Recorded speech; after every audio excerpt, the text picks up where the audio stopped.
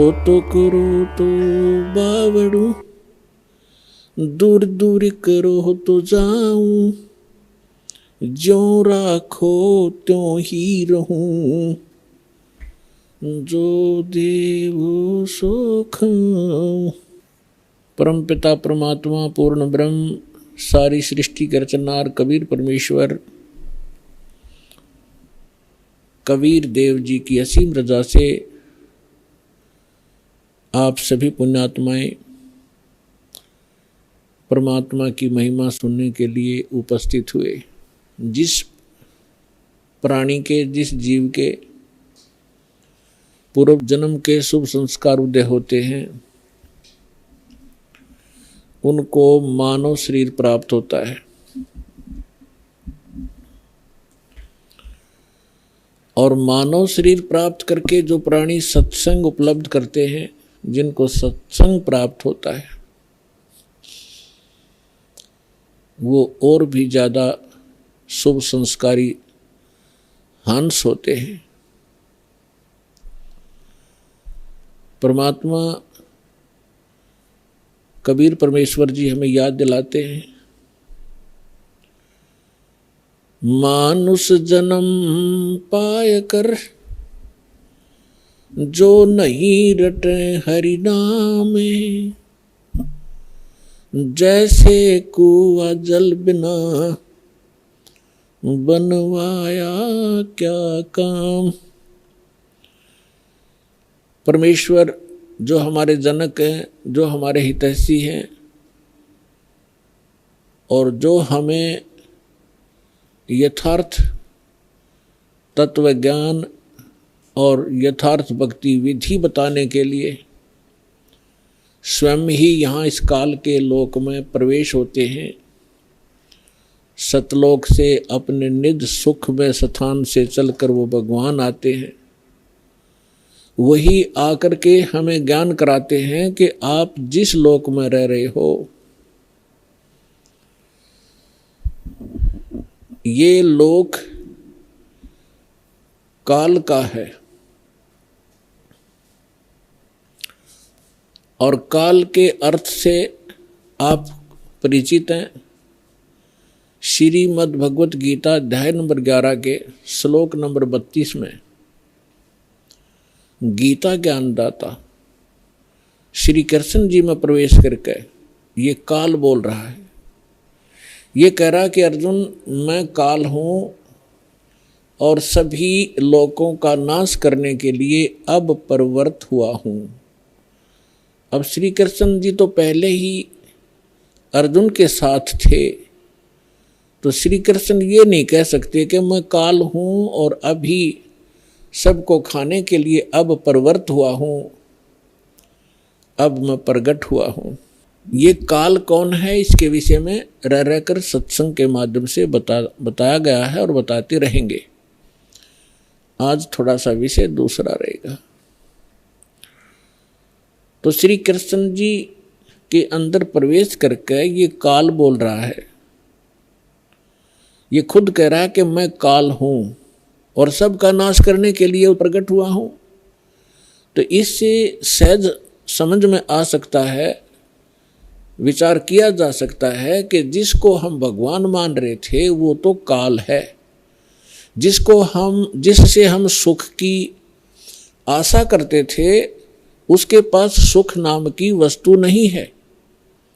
जैसे कोई अंगारों से, अग्नि से और शीतलता खोजने की चेष्टा करता है तो उसको ज्ञान नहीं है। किसी ने भ्रमित कर रखा है, उसको हाथ जला रहा है रह रहकर। ठीक इसी प्रकार अब तक जितने ऋषि, महर्षि, साधु, संत हुए हैं जो परमात्मा से परिचित नहीं हो पाए, जिनको भगवान मिले नहीं, उन्होंने इस काल को ही परमात्मा जानकर इससे सुख प्राप्ति के लिए हजारों वर्षों तक अपने शरीरों को गला दिया सुख की प्राप्ति में। अब प्रश्न यही उठता है कि जहां अंगारे बरस रहे हों और वहां पर शीतलता की आशा जो करता है तो वो अज्ञानी व्यक्ति होता है। तो अभी तक हम अज्ञानी थे इस काल के लोक में और हम सुख खोज रहे थे।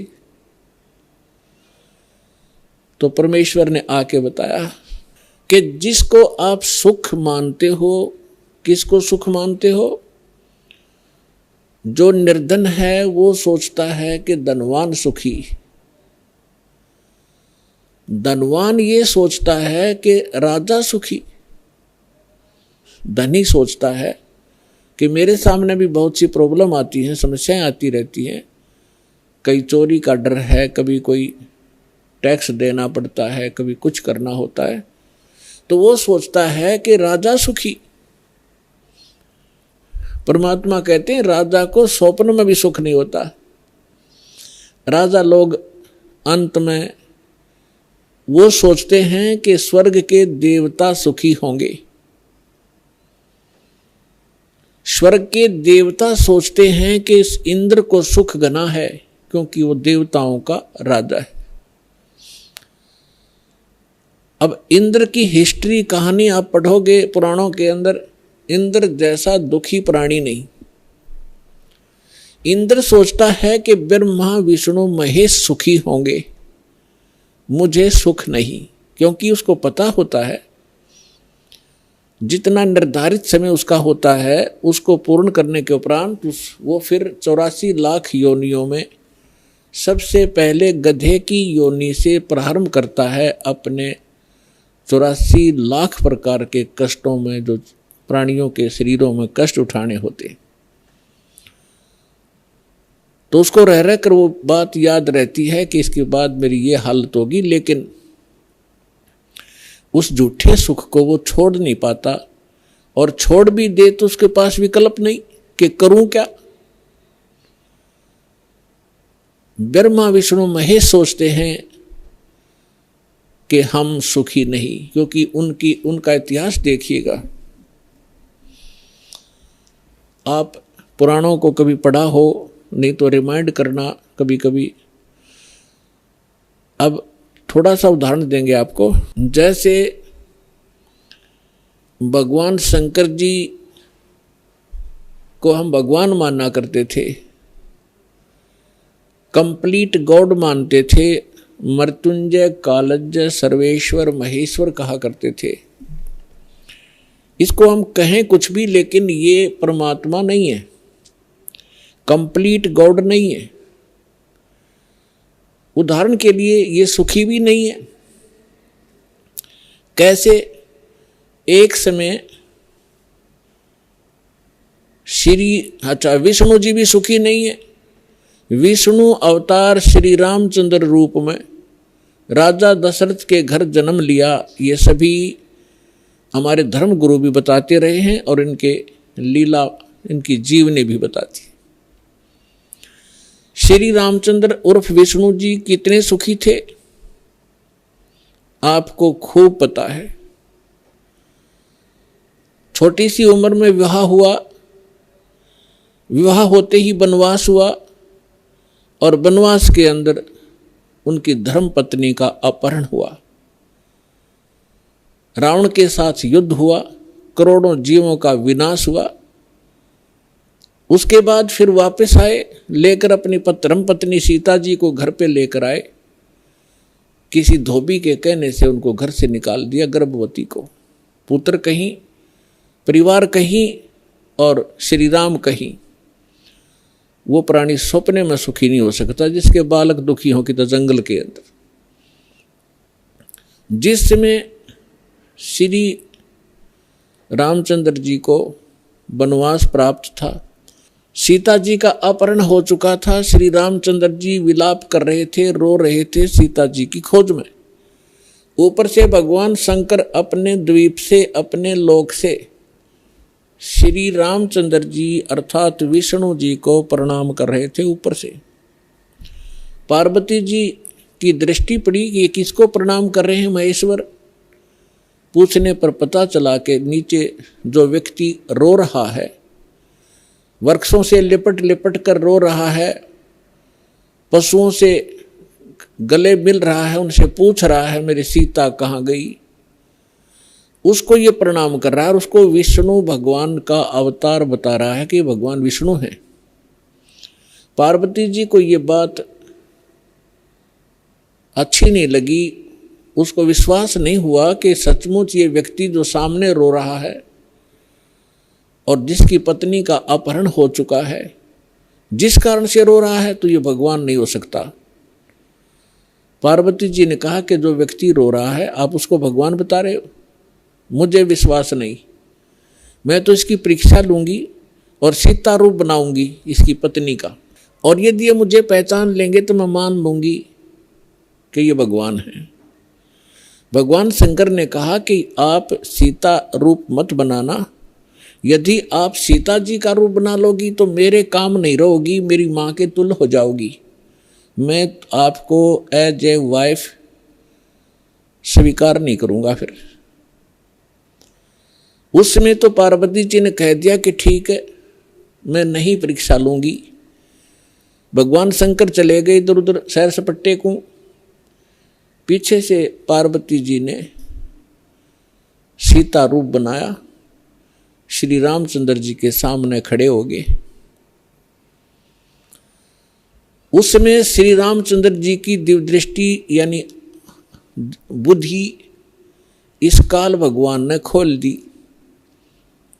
अपनी तो पत्नी का पता नहीं उसको कि कौन उठा ले गया, और सामने खड़ी पार्वती को पहचान लिया जिसने बिल्कुल as it is Sita ji का रूप बना रखा था। क्या कहा कि हे दक्ष पुत्री माया, आप भगवान शंकर को कहाँ छोड़ाए। इस बात को सुनकर पार्वती जी लज्जित हुई और कहा कि भगवान शंकर आपको ठीक ही प्रणाम कर रहे थे, मैं आपकी परीक्षार्थ सीता रूप बनाकर आई थी। ये कहकर वो चली गई। अब इस कथा से आपको बहुत से परिणाम निकलेंगे, रिजल्ट निकलेंगे, निष्कर्ष निकलेंगे। एक तो कंसेप्ट यही क्लियर करेंगे कि आपके मन में ये शंका उत्पन्न होगी कि श्री रामचंद्र जी ने पार्वती जी को तो पहचान लिया और अपनी पत्नी के विषय में उसको ज्ञान नहीं, ये कारण क्या है। जिसमें आपको ये कारण समझ में आवेगा तो आप समझो अध्यात्म मार्ग पर चल पड़े। इसका कारण है जैसे गीता अध्याय नंबर 7 के श्लोक नंबर 4, 5 और 6 में ये गीता ज्ञानदाता कहता है कि अर्जुन, यहाँ जितने भी मेरे लोक में जितने भी प्राणी हैं, इनमें बलवानों का बल, बुद्धिमानों की बुद्धि मैं ही हूँ, यानी मेरे ही कंट्रोल में है। जब चाहे इनको ओपन कर दूं, जब चाहे इनको ऑफ कर दूं, जब चाहे मैं इनको ऑन कर देता हूं। उदाहरण के लिए एक समय आपने महाभारत खूब सुना होगा, महाभारत का युद्ध भी सुना है खूब। महाभारत के युद्ध के दौरान अर्जुन ने अपने धनुष के माध्यम से इतना नरसंहार किया था और सूरवीर कहलाए थे। एक तीर से 100 व्यक्तियों को मार डालते थे। वही गांडीव धनुष सुप्रसिद्ध था उसका। जिस समय श्री कृष्ण अर्थात विष्णु जी श्री कृष्ण रूप में देवकी के गर्भ में जन्मे थे, उसके बाद उन्होंने श्री कृष्ण रूप में जो का लीला की थी, जीवन व्यतीत किया था, अंत समय में उनकी मृत्यु एक शिकारी के विषाक्त तीर से हुई थी और पांडवों को उसने वहां बुलाया था। अंत समय में पांडवों से श्री कृष्ण जी ने कहा था कि आप इन सभी औरतों को जितनी द्वारका के अंदर है सबको अपने साथ ले जाओ। यहाँ पर यादव कोई बचा नहीं है, क्योंकि दुर्वासा जी के श्राप से इंक्लूडिंग श्री कृष्ण जी यादव कुल पूरा नाश हो गया था। छोटा बालक भी नहीं बचा था। नर यादव जो गर्भ में थे, गर्भवती औरतें थी उनके गर्भ में थे। उसके बाद ये वंश पुनः चला है और कहा था कि आप इनको वहाँ ले जाओ अपने राज्य में, यहाँ पुरुष रहा नहीं, यहाँ के और लोग इनकी बेइज्जती करेंगे, सताएंगे, आप इनको ले जाना। तो श्री कृष्ण जी के आदेशानुसार अर्जुन सभी गोपियों को, द्वारका की स्त्रियों को साथ लेकर आ रहा था। रास्ते में भीलों ने, जंगली लोगों ने उनको घेर लिया। अर्जुन उनसे लड़ने की तैयारी करने लगा, उसके हाथ से गांडीव धनुष उठा नहीं और खड़ा खड़ा देख रहा, थर थर कांप रहा है योद्धा। भीलों ने उसको पीटा, औरतों के गहने तोड़ दिए, कुछ औरतों को घसीट ले गए। अर्जुन खड़ा खड़ा कांपता रहा। उस समय अर्जुन श्री कृष्ण जी को कोस रहा था, 100 गालियां दे रहा था कि कृष्ण तूने सदा ही हमारे साथ धोखा ही धोखा किया है। जब मुझसे नरसंहार कराना था, युद्ध करवाना था महाभारत का, उस समय मेरे अंदर शक्ति भर दी। एक तीर मारूं था 20 मरे थे। आज वही अर्जुन और वही धनुष, आज मैं इसकी प्रत्यंचा नहीं चढ़ा पा रहा हूं। तो यहां परमात्मा कहते हैं कि जो इस रोग की जड़ है उसका तुम्हें पता ही नहीं। तुम तो श्री कृष्ण को कोस रहे हो। ये काल है जो 21 ब्रह्मांड का स्वामी है। श्री ब्रह्मा, श्री विष्णु, श्री शिव जी के पिता हैं। ये है यहाँ के सारे दुख की मूल। और वो खुद कहता है गीता अध्याय नंबर 7 के श्लोक 5 से लेकर 6-7 में कि मैं बलवानों का बल और बुद्धिमानों की बुद्धि मैं ही हूं, यानी मेरे कंट्रोल में। अब जब उसने नाश करवाना था महाभारत का, तब तो उसको बल दे दिया, अब स्विच ऑफ कर दिया। अर्जुन खड़ा खड़ा पिट रहा है। ठीक इसी प्रकार श्री रामचंद्र जी को की वहां तो बुद्धि खोल दी कि ये सीता नहीं है, पार्वती है। अपनी पत्नी का पता नहीं, उसको उठा कौन ले गया, ऑफ कर दी फिर बुद्धि उसने। तो पुण्यात्माओं, ये काल एक भयंकर जाल है। जब तक आप इसको नहीं समझोगे, ना भक्ति कर सकते, ना यहाँ से निकलने की चेष्टा कर सकते। इसीलिए आपको रह रह कर यहाँ बुलाया जाता है, इस काल के जाल को विस्तार से समझाया जाता है, ताकि आपको डर बने। आप कहाँ रह रहे हो, यहाँ क्या आशा लगाए बैठे हो, किसके लिए सारा दिन भटक रहे हो। एक कोठी बनाऊंगा, एक बंगला बनाऊंगा, कार लूंगा, लड़का बड़ा अफसर बन जाएगा। कल मृत्यु हो जाती है लड़के की या पिता की। आप देख रहे कितने दुर्घटनाएं होती हैं। पीछे केदारनाथ के अंदर हजारों की संख्या में सपरिवार मारे गए ऐसे लोक में, और आप सुख खोज रहे हो। परमात्मा आके हमें बताया करते थे। तो भगवान परमेश्वर ने आके हमें बताया कि इसका एक विकल्प है। वो स्थान न्यारा है, वो भगवान न्यारा है जो कभी दुख नहीं देता। आप अंगारों में और शीतलता खोज रहे हो, आप काल के लोक में सुख खोज रहे हो।